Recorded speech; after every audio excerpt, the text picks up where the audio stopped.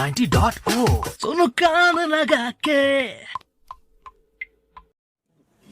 बिल्कुल जी, सुनते रहना आपको कान लगा के, क्योंकि ये है आपका अपना रेडियो स्टेशन। और आज स्टूडियो में है आपकी अपनी मालिनी जी आपके साथ में, और लोक संगीत से जुड़ी हुई, माटी से जुड़ी माटी की बातें हो रही हैं, क्योंकि पावसी संगीत जो है वो हमारे कानों में मिश्री घोल देता है। बॉलीवुड का शोर तो बहुत सुना होगा, लेकिन लिरिक्स जो आपको दिल छू जाएं, जो आपकी मन की वीणा के तार को बजा जाएं, वो लोक संगीत ही है। तो मालिनी जी, आपका रिश्ता बहुत गहरा रहा है कानपुर से, आप कई बार आती भी रही हैं, और कानपुर के पास में ही कन्नौज है जहाँ पे आपका बर्थ प्लेस है। तो कानपुर आके आपको मैम कैसा लग रहा है? जैसा अपने घर आके लगता है, एक अपनाइयत है, अपना शहर अपना है। जैसे ही गंगा पार करते हैं तो हाथ अपने आप जुड़ जाते हैं प्रणाम करने को जी। और अब तो मैं कहूंगी बहुत भूगोल बदल गया। हम तो अभी भी मतलब मुझे लगता है कि जब तक गंगा के किनारे के तरबूज और खरबूजे न खरीदें तब तक गर्मी हमारे लिए आती नहीं।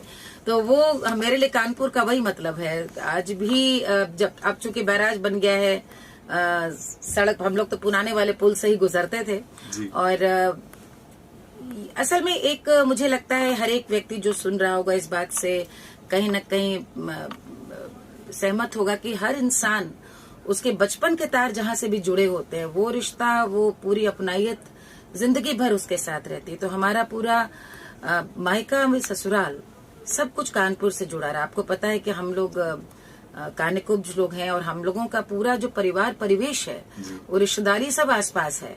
हमारे पिताजी की ननिहाल यहाँ बेता फतेहपुर की थी और हमारे अपनी ननिहाल कन्नौज की। हमारे मौसा जी, उनके पिताजी डॉक्टर सदगुरु शरण अवस्थी यहाँ BNSD में SD कॉलेज में पढ़ाते थे। हमारी मामी यहाँ AND में पढ़ाती थी।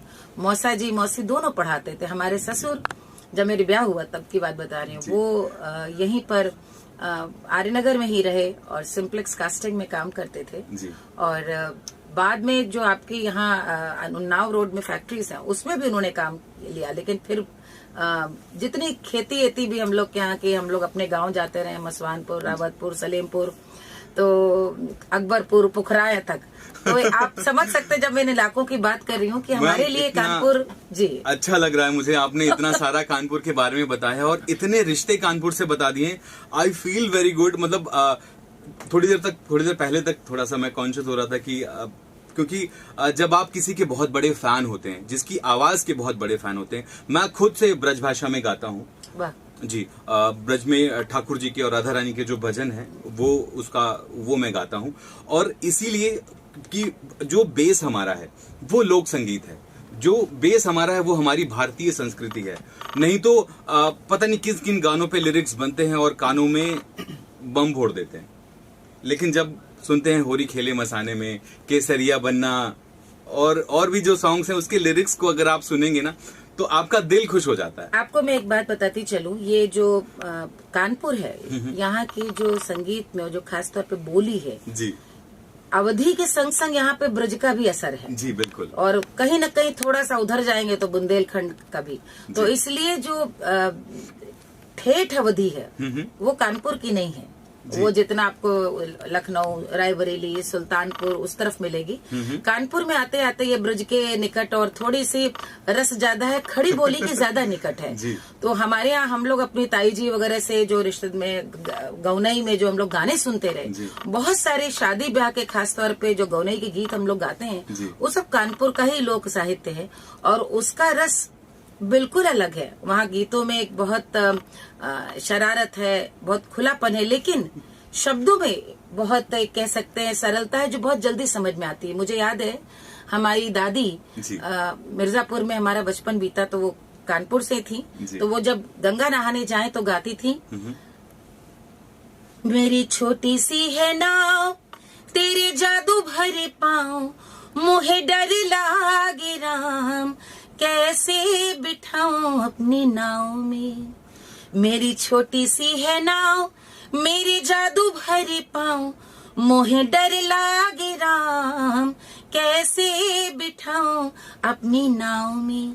तब हम 5 बरस में नहीं जानते थे कि वो केवट के लिए गा रही हैं, लेकिन ये सब जो लोक भजन है जो इतने सीधे सरल शब्दों में थे, हम लोग सीखते सीखते तो कानपुर के गीतों में जो भजन की परंपरा हो चाहे लोक गीतों की परंपरा हो, उनमें सबसे अच्छी बात यह कि बहुत जल्दी जबान पे चढ़ते हैं जी।